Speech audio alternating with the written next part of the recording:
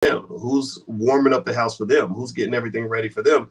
And so this is what led me to think about the children as we go into economic action step number 5. So I'm going to read some of this to you, and then I'm going to go into that next step. And he says here that in Powernomics, page 139, 50 years ago, nearly 98% of all employed Blacks worked in white homes, businesses, and communities. The story of Black domestic workers illustrates how Blacks have always used their intellectual resources for others.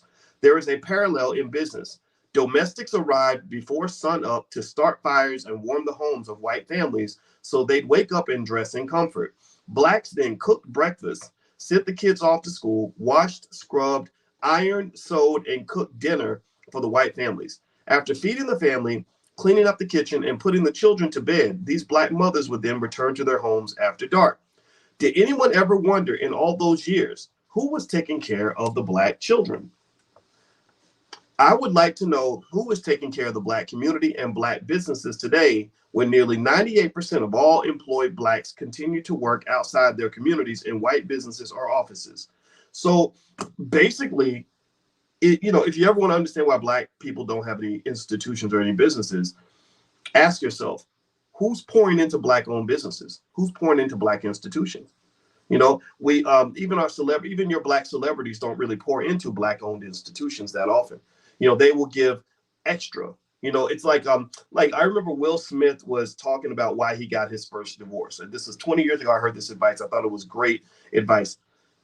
What he said was that the reason I got a divorce was because I was really ambitious about my career.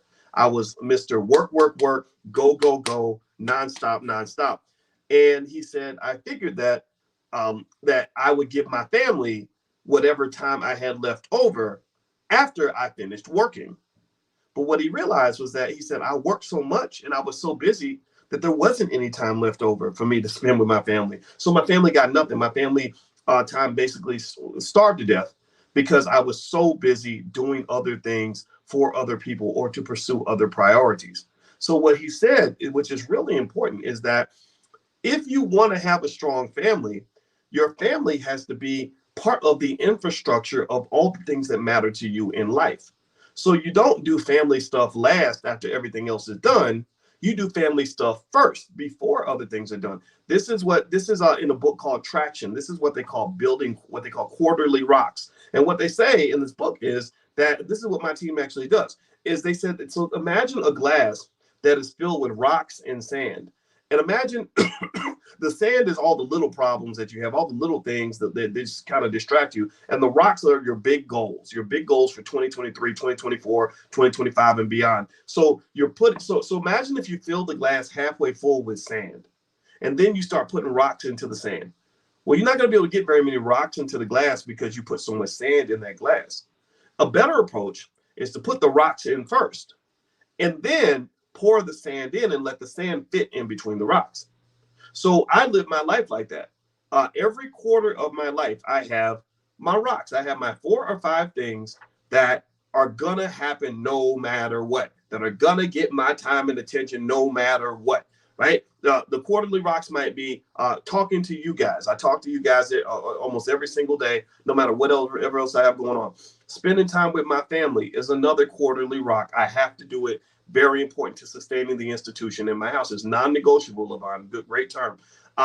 What else? Health, exercise. I always make time to go to the gym because that's really important to spend time with my wife and to take care of my health, because health is wealth.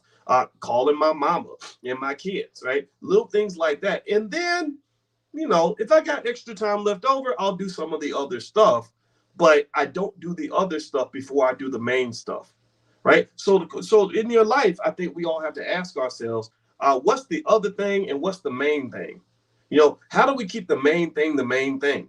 Right. How do we make the main thing the first thing? That B1 means blackness, being black, and you sustaining that which matters to you, that you're the main thing, that your community is the main thing, that as Mr. Jan Jasmine says, that your community is the main thing, your families are the main thing, blackness is the main thing. So it doesn't mean that we won't do things with white people or even go work with them or for them, whatever the case may be. But we're going to do that after we finish doing all the work necessary to take care of ourselves.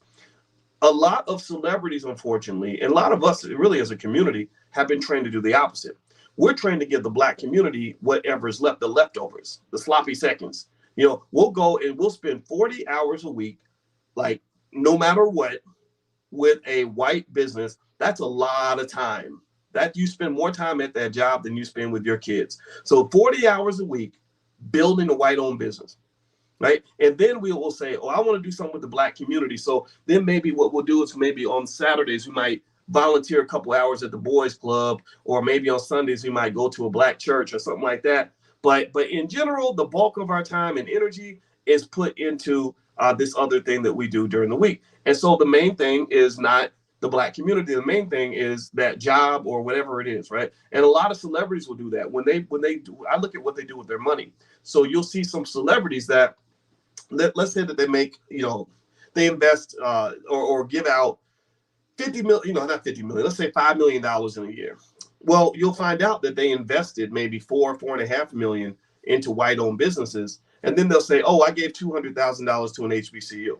Right. So they'll give black people kind of a couple scraps, but their main investment, the thing that they're putting their energy into, their economic energy, is something that is not black. And so you kind of have to stop that because basically that comes from your training, that's your indoctrination. 98% of all black people do that. That's why white businesses are so strong. Well, white businesses are strong because we support them so well. We are the number one consumers of these businesses in terms of the percentage of income. We are also the best, most loyal, hardest working employees. So we're dumping everything we have into other people's stuff. So of course, white businesses are going to be successful because we know white people are doing that. They're not doing anything with black-owned businesses. And then you look over and you see that little starving black HBCU that can't even pay somebody to pick up the trash, or you see that little struggling black business that can't even raise $5,000. Well, it's because everybody's busy. Everybody's got other stuff to do, and that's not high on the priority list.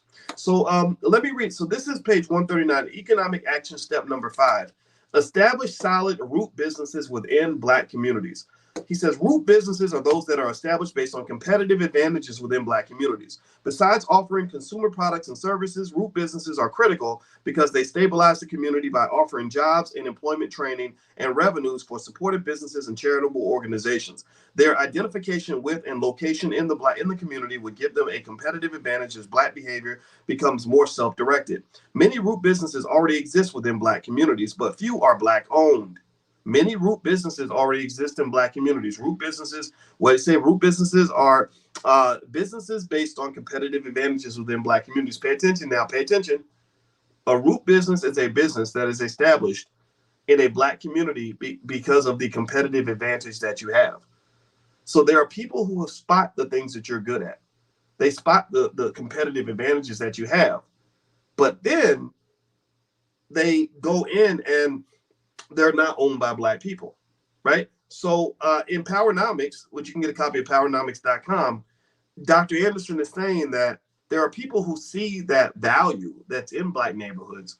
It's just not you. Or maybe because you grew up sort of identifying yourself as an employee, you're not thinking as a business owner. Right? And this is why mindset and mindset and culture is so very important.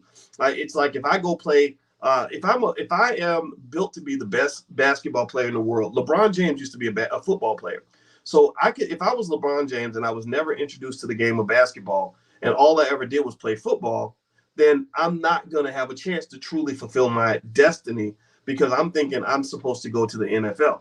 If LeBron James had not played basketball and had instead just stuck with football and football only and never been introduced to basketball, then LeBron James would be like probably a lot of other NFL players. Maybe he would play 3 or 4 years and then he would have retired after that. So, but instead, because he was introduced to another way to pursue his athletic talent, he was able to do extremely well as a basketball player. So some of you were raised to be football players when really you could have been a great basketball player. I think about that. My biological father was really good at baseball.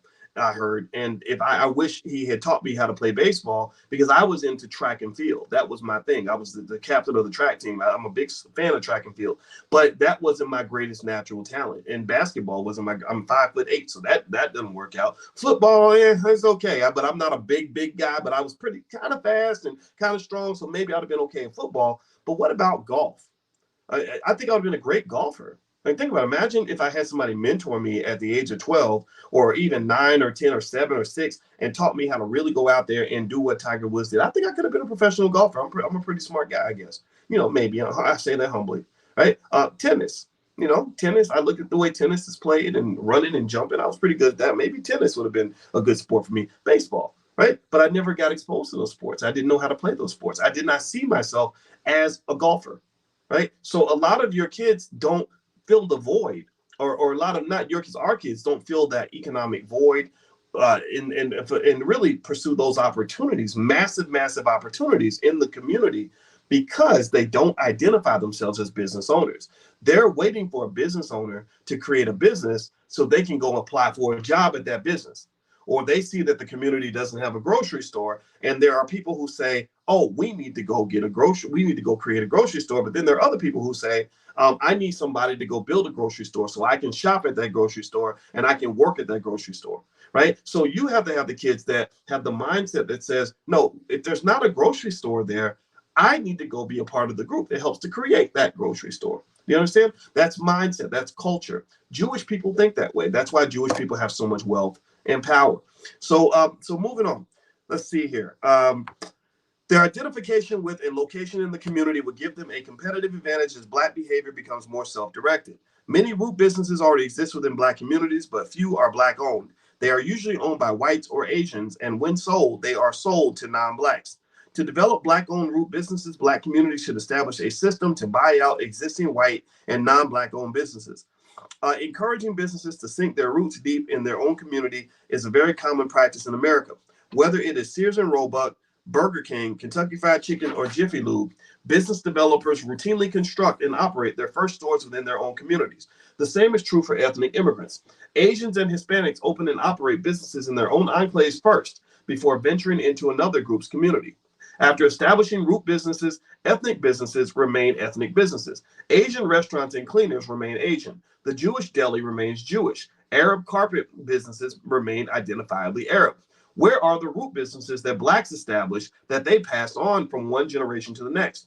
On the other hand, Asians have even learned how to use government contracts to develop root businesses.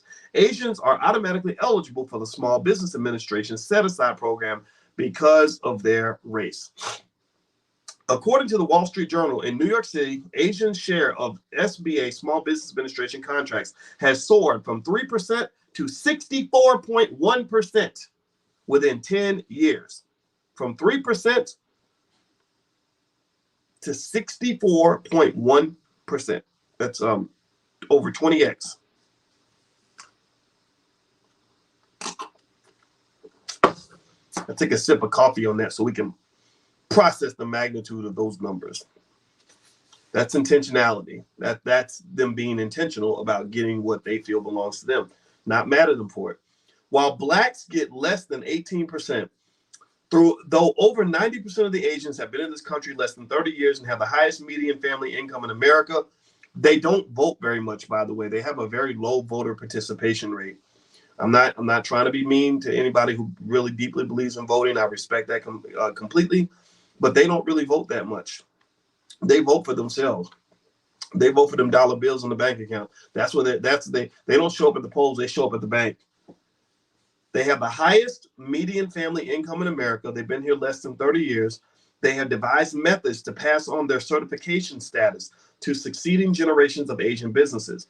While they are accomplishing these feats, Black Americans, who the SBA was initially designed to help, now get the smallest number of awards of any of the so-called minorities, and they are forced to officially graduate out of the program by the end of 7 years. Since integration in the 1960s, most Black entrepreneurs seek to economically pass by opening their businesses either deep in or on the fringes of white communities to hide their Blackness.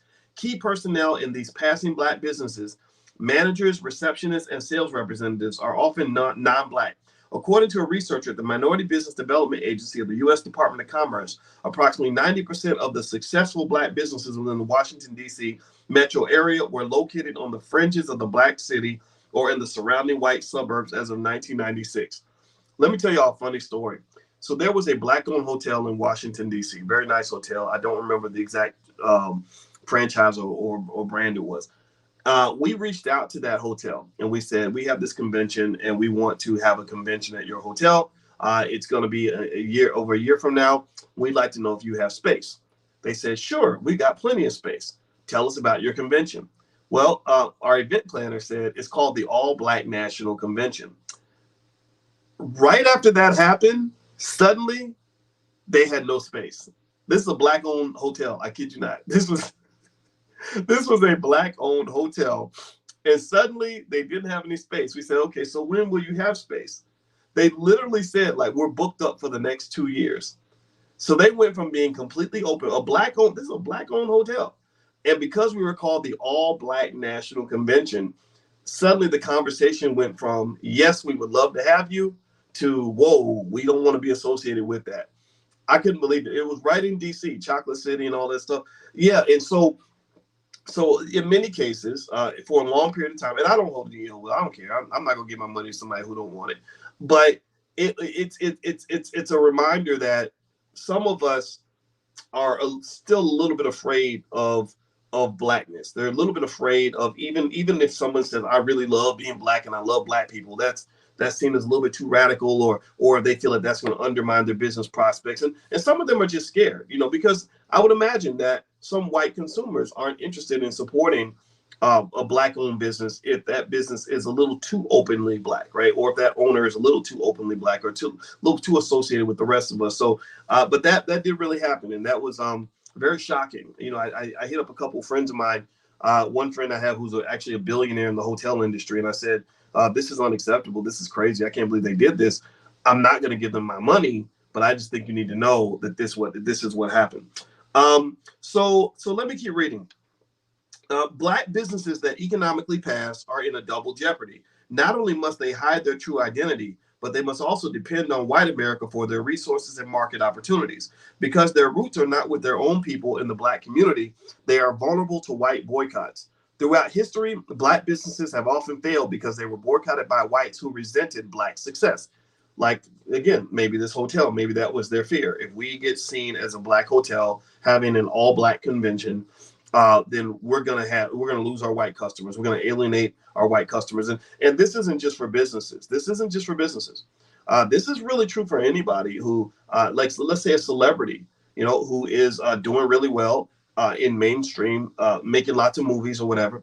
They can only be so Black. There's only a certain amount of Blackness or Black ideas that are digestible, and so to some extent they're living in this double speak sort of world. People talk about code switching and all that.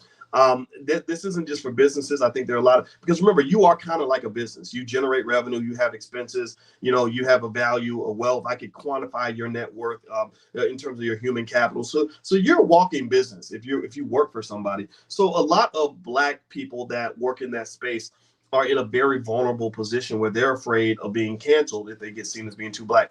Let me give you an example that is 100% real in real life. Anybody remember Twitch, the DJ Twitch that worked at the Ellen DeGeneres show, who took his own life? You know what I'm talking about? Well, Twitch, it was interesting. My wife is an expert on that topic, actually, people taking their own lives. That was what she did, a fellowship in Guyana when she did a Fulbright. And I don't know if y'all remember, when I was living in Guyana in 2017, we went to Guyana because they have a problem with that issue. Ever since Jim Jones went to Guyana and did the whole Kool-Aid thing and everybody drank the Kool-Aid. Well, Twitch, I saw a video that Twitch did. And I remember, here's the thing. I saw Twitch and he was really doing well to a point, right? He's on the Ellen show. He's living in a nice house. He's got a white wife, and he's just this fun-loving guy who's dancing a lot, and everybody likes the way he dances. And my wife actually has theories on that, where a lot of people that are really sort of maintaining the smile for everybody all the time and sort of forced into that space, they have mental health issues. You know, my wife is a therapist, right? So she can spot these things. You know, there's a horror movie called Smile that on a deeper level is really making that point, that there are people who are smiling every day, but they're falling apart on the inside. They're dying on the inside. And that's what the movie Smile is about, except it looked like, on the surface, it looked like just a regular horror movie, because people would like kill themselves. Like they'd be smiling and they stab themselves in the head or whatever. And that was crazy. And then if you saw somebody do it, and you were inherit their trauma. Next thing you know, 5 days later, you do the same thing. So it really was showing, it wasn't just a horror movie. It was speaking to the idea that trauma is contagious, and that if you don't address the deeper issues that are going on with you in an honest and authentic way, or and get in a space that is truly loving and supportive of who you're trying to be, then it's going to cause some serious problems. So with Twitch, I saw a video with Twitch where Twitch was really frustrated with his audience. And I've seen this before. I felt like he was trapped by his audience, because I could tell he deep down he's a regular black man. Deep down, I felt like he's a brother like us. But there's only certain things you can do if you're operating in that Ellen DeGeneres space, white liberals, LGBT type stuff. You know, you got to kind of go along with some stuff that might seem a little bit weird, but you're getting the bag of money, so it all seems okay. So he did a video where he was on.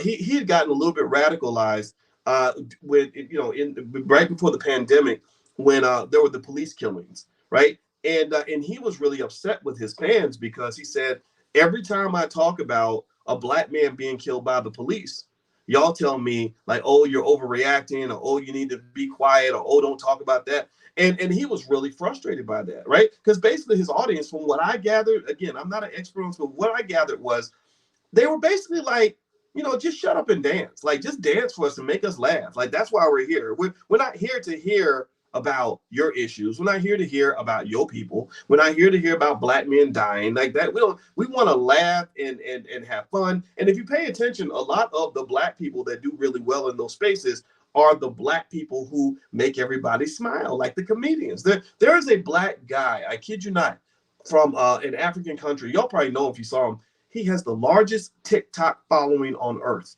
Y'all seen, anybody know what I'm talking about?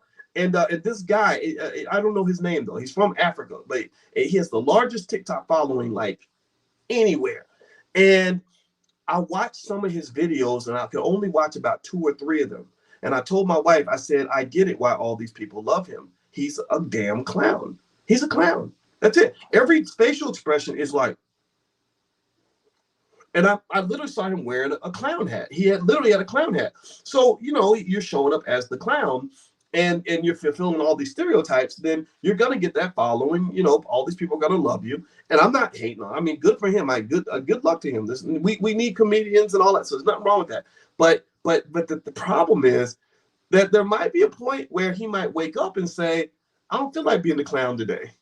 You know, and if you can't get that out, like if you can't show, like I can show up and talk to y'all and say, I'm really mad today. I'm pissed off right now. Like I you know, and I can show up as a scholar. I can show up as an angry black man. You all will get all of that. It'll be fine. It's not a big deal. Sometimes I'll show up with a joke and we'll laugh together. But then sometimes we'll cry together. Sometimes we'll get pissed off together. Sometimes we'll be thinking together.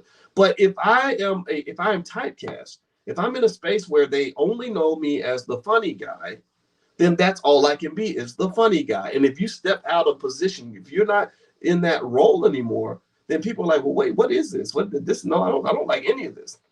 So a lot of times, black businesses that are passing for white, they're not the only ones who are kind of trapped by their base. A lot of us get trapped, you know, whether we're talking about what we're doing on the job, or we're talking about how if you build your brand as a black comedian, but yet deep down you got all these serious issues you want to address and your audience doesn't want to hear it. You're unfortunately, you're effectively powerless, right? You think that you have the power to address things on a large scale because you got a 10 million people that follow you, but who are those 10 million people? If all those people, it's almost like when I was explaining to somebody how the women on the internet who are showing their booties, it looks like they're winning, but they're really not.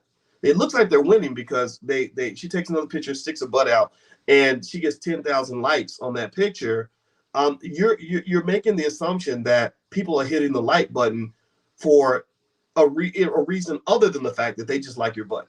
right? They just like that one thing about you. So that same lady might show up and say, I want to talk about women's rights today. They'll be like, oh, we don't want to hear all that, or I'm looking for a husband now.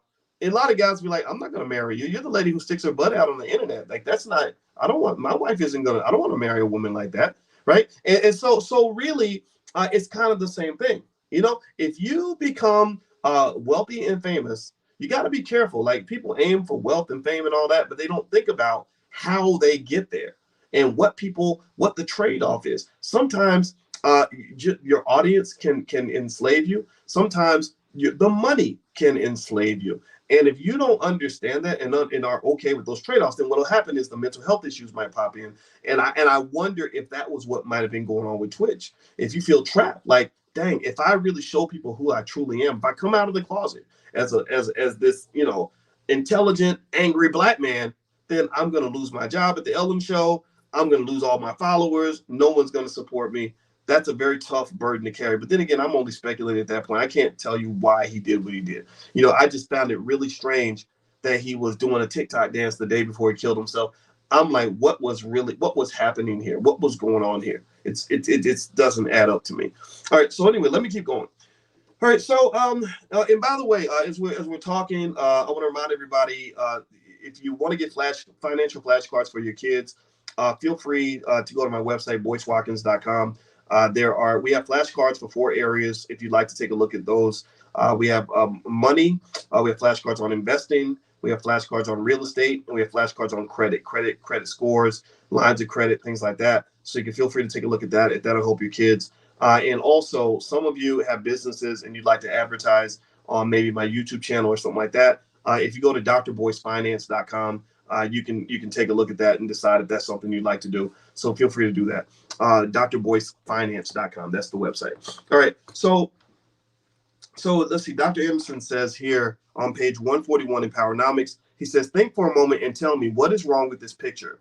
When you go into hotels, stores, restaurants, or any businesses in Asian, Hispanic, Arab, and even white communities, you can count on the management and the working staff to be Asian, Hispanic, Arab, or white. The same community, the same as the community itself. But in Asian, Hispanic, or white-owned businesses in a black neighborhood, the staff will still be Arab, Asian, Hispanic, or white.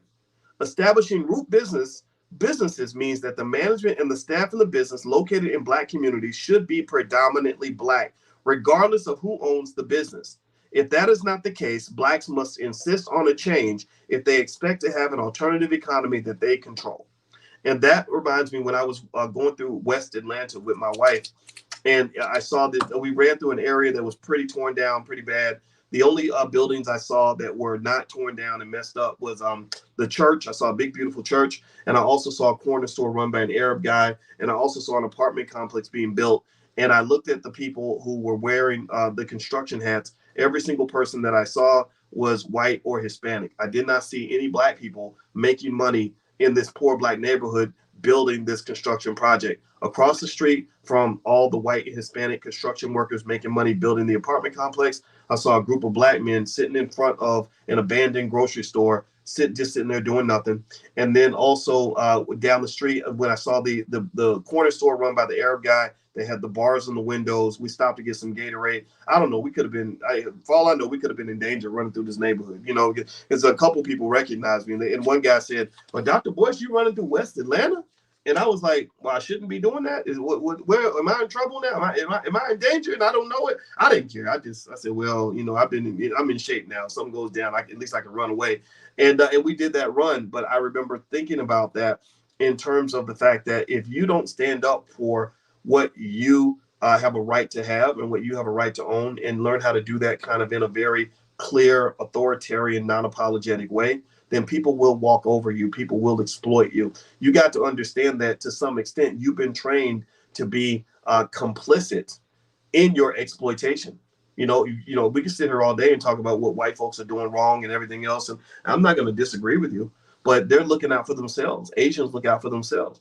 And the question is, are you looking out for yourself? Are you looking out for each other? Or are you cheering on each other when you choose to sell out or choose to abandon your institutions? Are we cheering when black women go and marry white men from England, and black men go marry Asian women? I'm not saying that that's bad. I have people in my own family who married white. I you know, and I don't have anything against their personal choice. I don't judge that. I can't control any of that. But I know that in my own personal space, when I made a decision of where I wanted to marry, I was like, nah, I think I need to marry a black woman. I think that's where I need to be. I need to deal with all the challenges that might come with marrying a traumatized African-American woman who grew up in the hood and has some, both of us have issues as a result of that, because I'm here for the fight. Right. And the fight is not for everybody. It's a matter of being intentional about where you place your resources. And your resources aren't just your money, right? Your money's part of it, right? Buying black is very important, but investing black is also important. And now, if you do decide to own assets in other communities, I think that's okay too. For example, we talk about owning stock in white-owned companies and things like that. The same way they own part of your community, you can own part of theirs. So I talk to you guys all day about taking advantage of this extraordinary stock market and how you're able to make money from that market and position yourself to be an owner and to benefit from the massive wealth that's in America. So I don't think that being pro-black means you have to disconnect from all the wealth and power and prosperity that exists in America. Understand, the goal is not to turn black people into North Korea or some sort of economic island where we're not connected or doing business with anybody else. That's not the issue. The issue is that when you engage in trade with other communities, you've got to make sure that you're benefiting from some of that trade. You got to make sure that in this economic seesaw, that sometimes you're up, sometimes you're down, that you give a little and you get a little back. You can't have an imbalanced sort of trade. So for example, the producer and the consumer engage in trade. You can't always be the consumer. You can't always be the one who's buying somebody else's products. Sometimes they got to buy from you. And if they don't want to buy from you, then you don't buy from them. Right. But if they're willing to buy from you and then you buy from them and then it goes back and forth, then that's a good symbiotic kind of reciprocal process where everybody's winning, everybody's benefiting. So don't think. So I want to make it real clear, because sometimes people get confused when they hear me talk. They think that I am saying that if you have a white friend, you're a sellout, or if you do business with a white person, well, you're crazy, or even if you marry a white person. I'm not going to judge you for that. I just want you to figure out, where am I investing in the black community? Where am I helping to develop something? Whether it's some sort of institution, particularly, where am I developing a black family, a black-owned family? Where am I developing a black-owned business? Where am I helping to develop some black-owned real estate? Where am I helping to do something or investing in black children so that those children will be more empowered to take on the world, so that they reach their potential? That's what you kind of want to look at. And this is, so for example, I'm blessed with the opportunity to invest in the black community by talking to you guys every single day and doing the things that I do as a scholar, right? And that was an intentional choice, because remember, I was at Syracuse University. I could have left Syracuse to go to another white institution. My time at Syracuse was pretty much up. That was kind of done. But there was 1,000 white universities I could have taught at, and you never would have heard of me. We would never connect. But instead, I pivoted in a direction that said, okay, how do I fulfill my purpose and really do what I love, but do it in a way that hits the target a little bit better? So figure out how you can hit the target, and whatever that means to you, it's a personal choice, but you got to be intentional about it, because the system's not designed to naturally allow you to hit the target. You have to sort of go seek that out. All right. So economic action step number 6 is to construct vertical businesses and industries that control all processes, from raw resources and markets within and outside of black communities. It is physically impossible for blacks to compete in every kind of business in every community. We will have our greatest impact if we exercise vertical involvement primarily within those businesses in which we have some competitive advantages. Vertically integrated businesses translate into industries. We should seek out key industries and strive to create a monopoly. A monopoly through vertical integration locks out competition. Vertical businesses can control markets, resources, research, and other complementary activities. The competitive advantage remains whether the businesses are local or national. Black businesses must also be vertically organized in production and horizontal in marketing. Once a black business or industry has succeeded in building a vertical industry in one black community, it should then spread horizontally across the country into other black communities until it has control of all of its home markets. This vertical movement, followed by horizontal penetration, allows blacks to establish closed-loop production and marketing networks for the private use of black businesses. This happens in the mainstream business world every day. For instance, more than 40% of all the U.S. exports and nearly 50% of its imports do not compete in the open market. Instead, they move through closed channels. Japan does the same thing. So if closed loop production and market channels are good enough for the big boys, why shouldn't we have our channels too? The challenge to Black people is to build and control their own community markets and the products that pass through them. This means Blacks need a variety of business communities, such as manufacturers, suppliers, distributors, technology, marketing, and retailers. These business communities can link and serve as conduits for moving products, capital, and supportive services. For example, if Blacks built a leather factory in an enterprise and empowerment zone in Baltimore, Maryland, the factory and its supported businesses could be vertically integrated to serve as a national empowerment model and cluster. Distribution centers for the factory products could be established across the country. Retail outlets could be set up in malls, airports, and downtown stores. Our hypothetical leather factory can engender at least 3 levels of businesses that individually or collectively get together with other Black manufacturers, distributors, and retailers to improve their business operations. This national network of business communities can increase the competitiveness of Blacks in business. So that's a lot.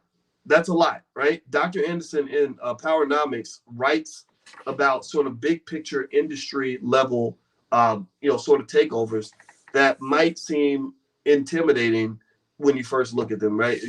Maybe you're sitting there thinking, gosh, how am I going to take over the leather industry or whatever?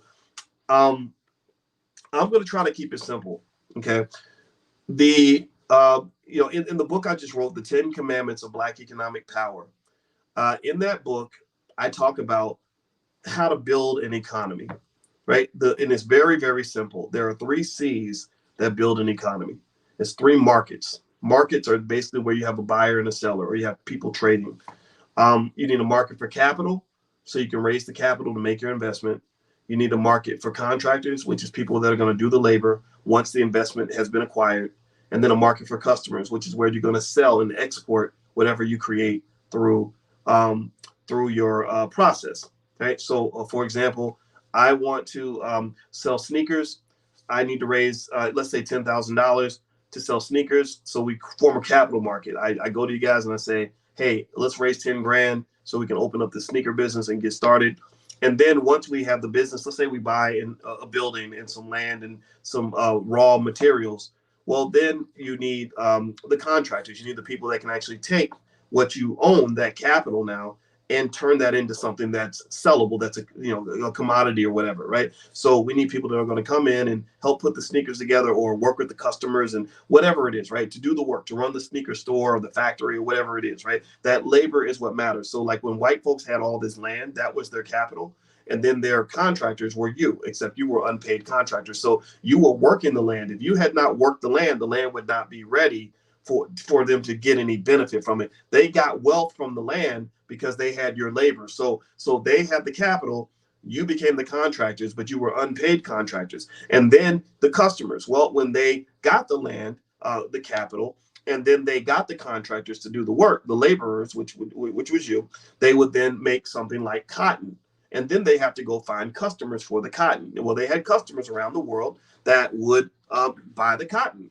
And then boom, they had an economy. Boom, they had a system, they had a process, right? So ultimately, I think that models that are simple in terms of you sort of looking at what's around you might be a good way to get started on this track, as opposed to thinking on the broader scale of mass scale industrialization. I think that's going to happen, but there's a lot of steps that have to occur before we can really get to that point. Our kids may have access to the capital necessary to do things on a broad scale. That's why I think our kids should be trained in Powernomics to really understand what vertical integration looks like, what it means to access a raw material and nurture it and prepare it for a broader market. And also, you got to protect it. Whenever you have something of value, you must protect it. And we don't do a very good job of protecting our most valuable resources. We didn't protect hip hop. White folks came in and stole it. We don't protect our athletes. Or the talent that our athletes have, people come in and they steal it. Any country that has a resource that cannot be protected, whether it's oil or music or nickel in the ground, they're going to lose it. Somebody's going to come along and either steal it from you, beat you up and take it, or they're going to make a lopsided deal with you that's going to benefit them and to steal from you. And this is where business knowledge comes into play.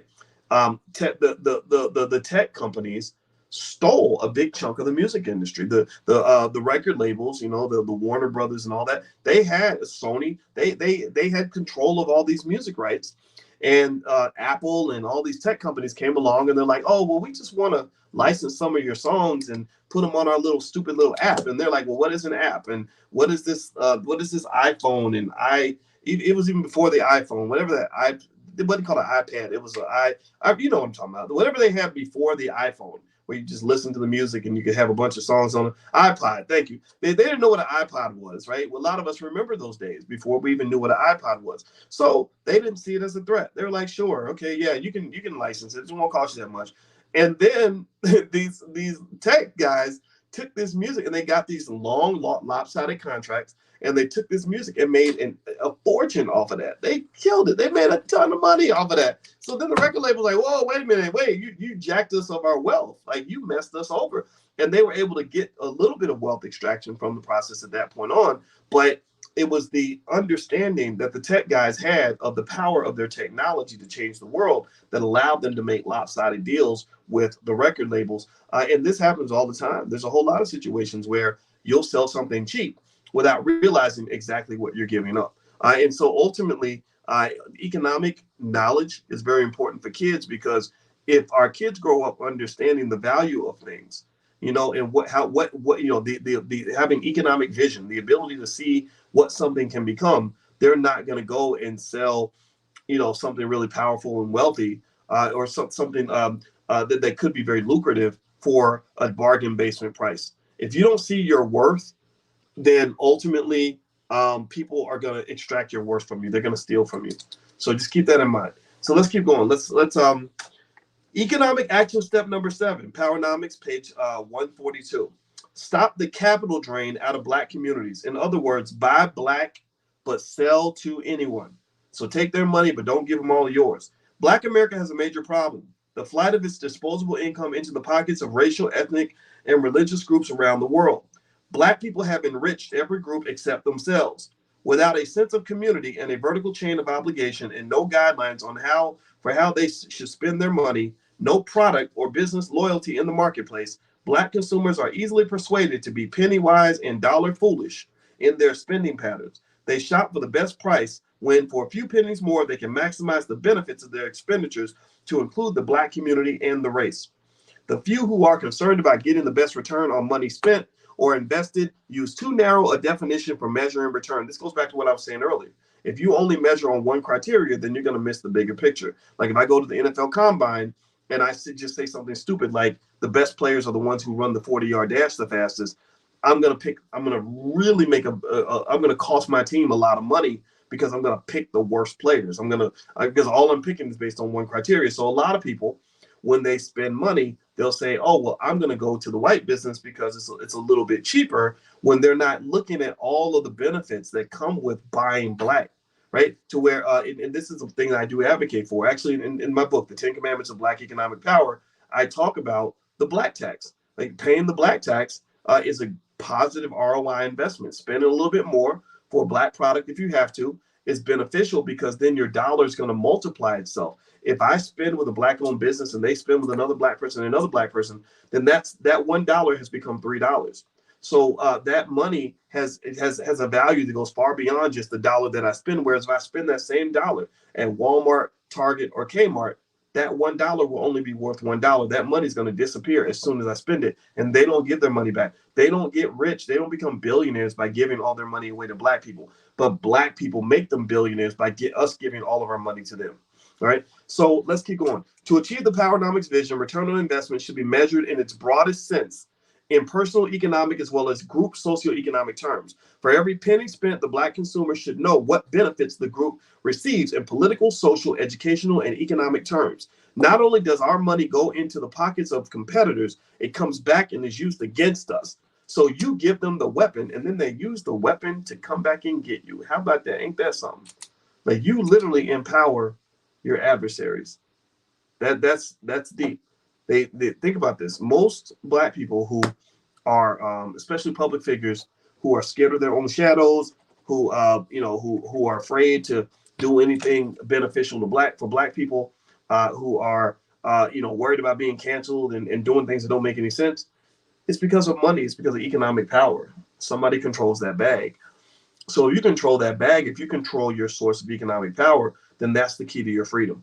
Freedom doesn't really, it doesn't really come that often. In a capitalist society, there isn't that much freedom available for people that don't have any economic power. It doesn't mean you have to be rich to be free. If you're poor and you want to be free, then what you got to do is you got to let go of your desire and need for money.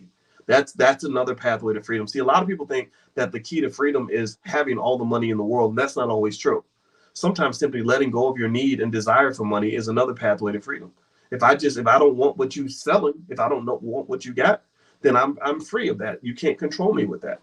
So part of when I didn't have, now I have a little bit of money, but when I didn't have any money, part of what allowed me to free myself was I trained myself to not want nothing that they got. Like, no, I don't need to be, no, I'm happy with my YouTube channel. I don't need to be on TV. No, I'm happy. I'm happy pouring into the Black Business School. I don't need to teach at your university. No, I don't want your awards. Your awards don't mean anything to me because awards are pretty much made up anyway. I get lots of awards, honestly, most of the time. Unless I respect the people giving the award, I usually don't even respond when they offer me an award. I know I'm good at what I do. I appreciate you acknowledging it, but it doesn't mean a whole lot to me. So give it to somebody else. Give it to somebody who needs validation. I don't need that. I know I'm good at what I do, right? So ultimately, the ability to really truly value what you have, if you value what you got going on, if you value what you are, where you at, who you with, and what you're doing, then you're not going to have time or energy to focus on anything else. It's like leaving a bad relationship. You ever see somebody that breaks up with somebody and they claim to be happy and independent and all that, but really they're constantly obsessed with what the other person's doing? Like they follow them on social media. They're hearing rumors that, gossiping about who they're dating and what they're doing. Sitting around praying that Jesus kills them and saying, well, that's what you get because you do people wrong. You ever see that, like when somebody has moved on, but they really haven't moved on and they can't, right? Well, really, when they can't move on like that, when you're obsessed with what somebody else is doing, that means that you kind of still love that person. You kind of admire them. There's a thin line between love and hate. So really, the day you know that you're truly over that person is when you're completely indifferent to what they're doing. You're not thinking about what they're doing because you're happy with what you got. You got a new man or a new woman, and you are truly feeling like you really had an upgrade. And so when you hear like, oh, but he got married, you're like, oh wow, that's great. And you can even go to the wedding and say, oh, well, good luck, good luck, girl. I don't know what's gonna be like to be married to him, but I wish you the best, or whatever, right? You can move on because you truly are happy with what you have. The only people that are not that are always obsessed with what somebody else is doing are people that are not happy with what they actually have. So I think that as a matter of self-esteem, that in a matter of self-worth and just understanding the value of what we have, I really encourage us to be obsessed with us. And this is to me, this is a higher frequency to operate on because people think that because I love Black people that I have this issue with white people. I ain't got time to hate white people. I ain't got time to be mad at white people. What's there for me to be jealous of? Like I got it all right here. I'm the original man. My wife is. I never met a white woman as pretty as my wife. I see all of our Black wealth in all of its forms. So just how much money we have is not an indicator of how powerful and how valuable this space is. Y'all are beautiful to me. I don't want to be anywhere else. I'm not mad. I think, for example, when I was at Syracuse University, I fought with them. We had a fight, before I left. And some of y'all saw that happen in real time 10 years ago. I'm not mad at Syracuse. I cheer for their football team. I have friends that are there. I think it's great. I feel bad for them, honestly, if that's all they have, because I don't really think I think that's an inferior place to be. It's like, yeah, I'm glad they kind of push me out because I kind of got a chance to really do what I really love anyway, right? And so ultimately, I think seeing the value in what you're doing, it's an intentional act because we're so used to growing up believing that we are that who we are is just not worth anything unless we get acknowledged by somebody else. Like we kind of feel like, like, okay, I'm going to do this Black thing over here because white people won't pay attention to me, or white people won't give me what I want, or I'm going to go start a Black-owned business until white people notice it, and then they either buy it or they want to come hire me. what was it? Something I saw with that. Yeah, like even like you might have a coach that goes to teach to coach at an HBCU, and they're not really there because they think that being around black people is a superior experience. They're coaching at an HBCU so they can audition for a white university, right? Or and sometimes professors do that. I remember when I was interviewed, I went to Kentucky State University, and I spoke there. I gave a speech there, and I met this professor in the finance department who was an Italian guy. And I noticed that there were a lot of immigrants that teach at HBCUs. And literally, he had no value in being at an HBCU. He thought it was like teaching in a ghetto, like teaching just a bunch of worthless people. And I mean, he talked about them like they were worthless. And I was like, well, why is he here? And basically, I figured out that he was there because he couldn't get a better job. And as soon as a better job came along, he was out of there. He was going to bounce out of there, And so he and I were having different conversations. I wanted to be there. Like I was like, hey, maybe I can come teach here, and because I want to be around black people. Right. So ultimately, you have to see the value in what you have and what's around you. And I encourage you to keep training yourself to see that value. Like if I look at my kids, I see people that are smart. They can turn into something, that will benefit our family and our family business and our family legacy. So I see wealth even right there in the family. I don't have to leave the house to figure out where the wealth and the opportunities are. The opportunities are right there in that space because you've got smart people that have plenty of labor in their blood and the ability to get things done and all this other stuff. So focus on that. See the value in that. So let me keep reading here. I'm gonna read a little bit more, and then we'll be done for today. For every penny spent, the black consumer should know what benefits the group receives in political, social, educational, and economic terms. That's where you understand that money is power. Money isn't just money. Money is power. Not only does our money go into the pockets of competitors, it comes back and is used against us. Black consumers ought to value reciprocity and examine what they receive for the dollars they spend outside their own community.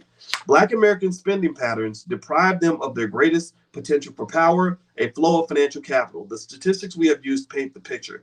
We spend approximately 95% of our income outside of our communities. Only 2% remains in black hands inside the black community. We typically take that 2% down to the local white bank and deposit it in a traditional savings account. It is then out of our control, and we generally cannot even leverage it into personal or business loans. Blacks often express bewilderment over how well whites live. They sometimes entertain out-of-town guests by taking them for rides through white communities to show off their expensive homes and a wide array of retail businesses. The question is frequently asked, how can so many whites afford to live so well? The answer is easy. Besides having hundreds of times more wealth than blacks, they also have the advantage of living off two incomes, 100% of their own money and 95% of black people's money. While whites enjoy the economic power of dual incomes, black Americans struggle to get by on the 2% of their disposable income, which is financially impossible to do without some form of government subsidy. So what Dr. Anderson is saying right there is that you end up depending on the government because you can't depend on yourselves, because you give everything that would sustain you away to other people. That is where we're trained. That is the psychological trap. It's all psychological. It starts with who's educating you, who's giving you your values, who's telling you what your culture should be. And so if I'm growing up in a typical black household and I'm watching mainstream television and going to a public school, I'm being trained to play my position, which is to be a servant of other people. That's it. That's what you're being trained to do. So in order for you to break out of that, you have to literally detach from a lot of these systems or override a lot of that programming, because if you don't, then your kids will be sold into slavery. We sell our kids into slavery every day. It's something that we have to be thoughtful about, and I encourage you to go ahead and implement that. At the very least, here's one little tip I would throw out there. Every black child in America should be taught how to start their own business so they can walk away from any job that they're on and do better, do just as well on their business as they do on their job. Every black child should be taught how to start a business. It doesn't take long. It would take a few weeks. It doesn't take as much effort as going to football practice and basketball practice and cheerleading camp. We spend money on those things. We should spend money on economic camp, on the economic training camp to get them ready for the game of economic warfare. They will lose that game if they are not trained. If they are not prepared, they're going to lose that game. They're going to have to sell themselves into slavery, because you sell yourself into slavery when you don't have the ability to take care of yourself. When you don't have the ability to take care of yourself or defend yourself, You have to become a slave to those who have power around you. So if you're going into a situation where there are threats all around you, there are the things the situations you have to survive. You have to be prepared. And the question is, are we preparing our kids? You prepare your kids in a couple of ways. One, you give them the training. That's important. Two, you give them resources to execute the training. Three, you give them the discipline and the courage in terms of knowing who they are, so that when they apply that discipline and that training and those resources, they're not really worried about what everybody else is doing. They're going to do what they need to do. So that kid who's got $250,000 in the bank because you were doing things like the $5 a day investing program, which you can find, by the way, you can get the ebook. It's totally free at boycewatkins.com. So that you've been doing the $5 a day plan since they were a kid. They have $250,000 in wealth that they can use to make financial moves. And they have the knowledge. They understand stocks. They understand real estate. They understand how to start a business. Boom. They don't just have the money. They know what to do with the money. See, a lot of people, when they get money, they throw it away. It's like a football game. If I don't know how to run to the end zone, you give me the ball, I'm going to just throw it back to the defense. I'm going to run in the wrong direction. I'm going to run to the sideline like an idiot because I don't know where to go. So some people get the bag, they get the ball or the bag, whichever you want to call it. And when they get the bag and the ball, they run the wrong way because nobody ever taught them which way to run when you get that opportunity. So ultimately, a lot of times, that word poor stands for passing over opportunities repeatedly. I see poor behavior all the time. Every time you hear about an entertainer who had $50 million and went broke, that's a poor man. Every time you hear about an athlete who had a $100 million contract and went broke, that's a poor man. Every time you and I, regular jobs, you're making $50,000 a year or whatever, and you can look back and can't even remember what you did with any of the money that you made. Well, that's poor behavior. It doesn't mean I'm not beating you up about it. I'm not going to. You should beat yourself up about it. You should say, okay, I got to do something a little bit different. I got to plant some kind of seed. So ultimately, when you talk about these kids, they are $1 trillion asset, but that $1 trillion asset must be developed. It has to be trained like a great athlete. If I got a baby who's going to be the next LeBron James, I got to make sure he's eating right. I got to take him to the court. I got to teach him basketball strategies, make sure he can get the most out of his potential. So with your kids, you've got kids who are going to be the LeBron James of engineering. Some of your kids are talented, could be great attorneys or great entrepreneurs or great salespeople. You got to put them in a space where that's going to be nurtured and developed. And again, given those three things, the model that we use is what we call the KID model. You will not read this in any textbook because I put this together myself specifically for Black folks. It stands for knowledge, investment, and discipline. You must give them the financial knowledge. It's very basic. Real estate, stocks, entrepreneurship. If a kid knows those three things, then they're always going to know how to make a move. They're going to know where the money's at. Investment means you're giving them capital. So now you've taught them how to shoot a gun. The capital is the gun. The capital is the gun and the bullets. So knowing how to shoot a gun ain't as good as actually having a gun. But if I have a gun and don't know how to shoot it, I'm going to shoot myself in the face, or I'm going to shoot my mama in the toe or something like that, right? So I got to have two things. I got to have the gun and I got to know how to shoot it. So knowledge is knowing how to shoot the gun.